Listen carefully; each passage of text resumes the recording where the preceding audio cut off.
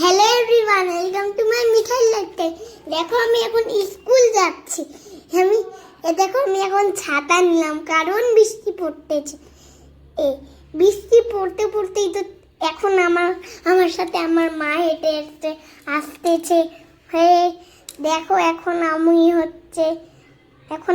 আমি হচ্ছে এই ছাতা একটা দোকানে আসলাম।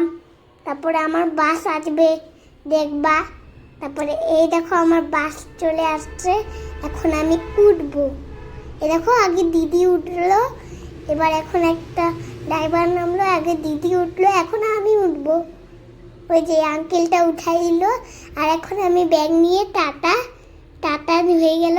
এখন আমাদের বাস চলে যাচ্ছে। দেখো আমাদের বাস